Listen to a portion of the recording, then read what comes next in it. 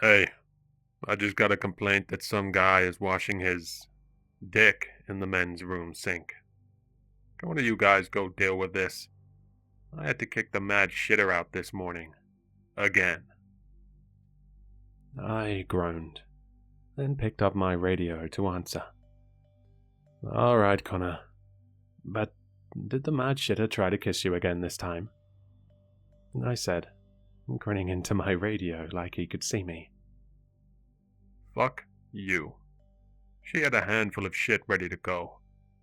I really don't know why she hates the Gap so much. We seriously need guys posted at the front doors of this place at all times. All right, buddy. I'm almost at the bathroom. I'll get back to you. I walked into the men's bathroom, and sure enough, there was an older, homeless-looking man with his junk in the sink. Hey, man, you've got to stop what you're doing. I can't have you washing your dick off in the sink here.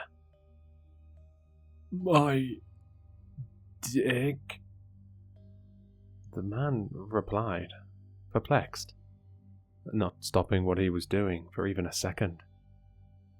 Oh, you must mean my wand, he replied.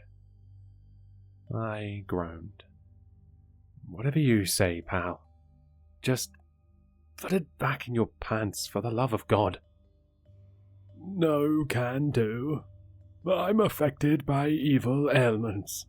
I must cleanse the dark juices off before it's too late.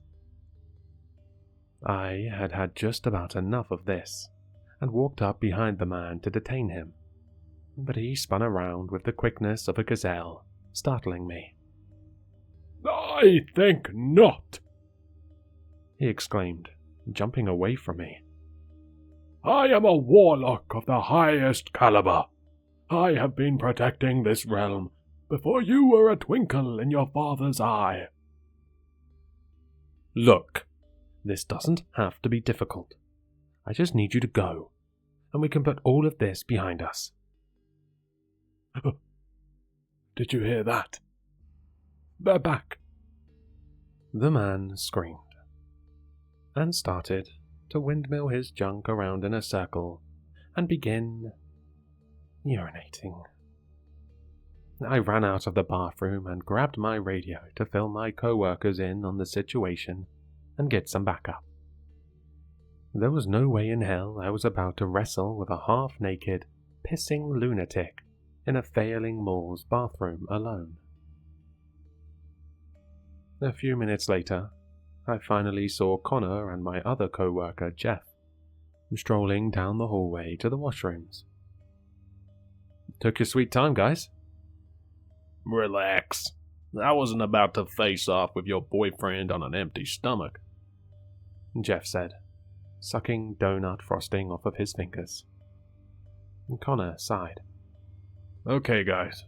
We gotta work together here. We go in single file and surround this weirdo.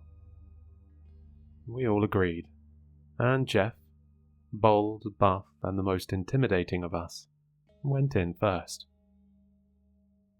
Hello, Mr. Wizard. Are you? Oh, God damn it. Me and Connor quickly ran in and noticed the air vent had been ripped off of the wall. Well, this asshole went down to the basement, Jeff yelled. What a pain in the ass. I guess we better go find him, Connor said, rubbing the bridge of his nose with his index finger and thumb like an annoyed dad. We made our way through the employees-only doors and down a small hallway of offices until we reached a locked set of double doors. After trying almost half the keys on the cartoonishly large mall keyring, I heard a click and the knob turned. There was a rickety old set of wooden steps in front of us, leading down to the basement.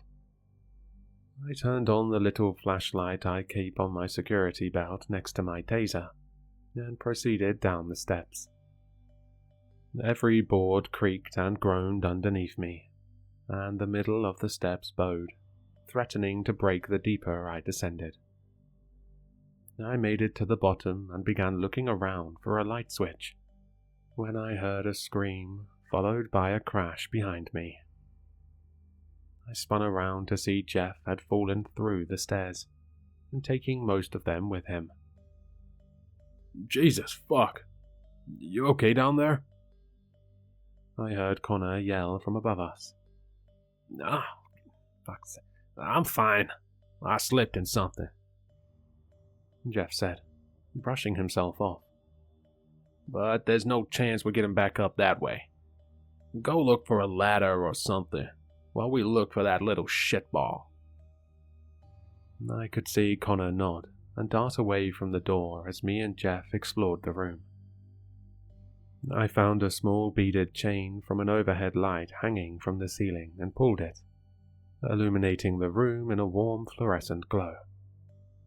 Unfortunately, I could now also see that the room we were in was covered with thick, wet-looking black mold that consumed the walls and ceiling. Well, that's the shit I slipped in. It's sticking like glue, Jeff said, scraping his boot across the concrete floor. Behind me was the mall's HVAC system for ventilation, unlabeled boxes of odds and ends, a few fake Christmas trees, and a trap door that led somewhere deeper than we already were. Well, he's not in here. Let's check that out, Jeff said, pointing at the trap door. We don't know if he's down there. We should wait for Connor. Well, he's certainly not in this room, but he came this way. Jeff gestured at a piece of ventilation that had been kicked open. Jeff wrenched the heavy-looking door open, and I was starting to feel claustrophobic just watching him descend the ladder. I really don't know about this, Jeff, I started to say. Oh, spooky hole in the ground. I'm shaking. Come on, pussy. Get your ass down here. Jeff snapped at me. I followed Jeff down the ladder into some cement tunnel that seemed to stretch endlessly. I cautiously walked behind Jeff, being careful not to touch the mold-covered walls. Eventually, the tunnel split into 3 different directions, then 3 more different directions. What is this? I asked. City's old. People used to use these underground tunnels to connect businesses together. It made it easy for the city repairman to get from place to place, faster or some shit, Jeff replied. That's when I noticed the mold Jeff had slipped in had made its way from his boot all the way up his leg. Jeff, your leg, I started to say, but the words caught in my throat. Jeff tried brushing it off with his hands, but it clung to them and began rapidly spreading up his massive arms onto his face. What the fuck? Jeff couldn't even finish his sentence before his mouth began filling up with that black slime. He made some awful gurgling noises, and I saw the black shit streaming out of his tear ducts as he clawed at his face before collapsing onto the ground. Jeff? Jeff? I yelled. I wanted to shake him, but I didn't want to get that shit on me too. Then I heard a voice from behind me. I see it got your friend. I just about jumped out of my skin. I shined my flashlight up to see the homeless man from the bathroom walking toward me. I warned you about the sinister things, he screamed, running up to Jeff and blocking my view of him. What is this shit? What do you know? It's from hell. It's from space. It's from the 6th dimension. The man began rambling nonsense off at a machine gun's pace. I was so distracted I didn't even notice Jeff slowly getting to his feet until his huge hands clamped over the hobo's mouth. Jeff slid his hands into the man's mouth, one on the bottom jaw and the other on the top, and slowly began pulling them apart. I watched, the man's flesh tearing away, and heard a snap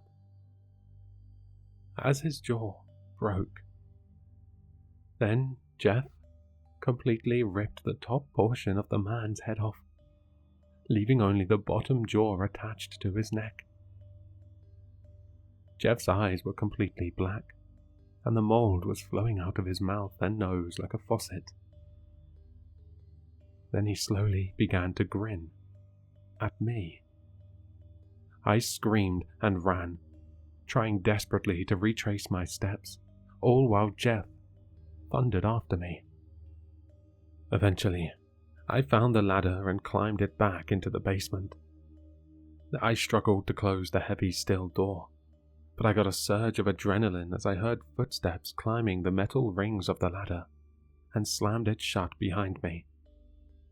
I stacked some heavy boxes on top of the door, but I can still hear Jeff punching at it. I don't know when, but at some point, I got some of that mold on myself too. If I don't move, it seems to slow down the spread of it, but it's still slowly making its way up my body. I hope Connor gets back soon.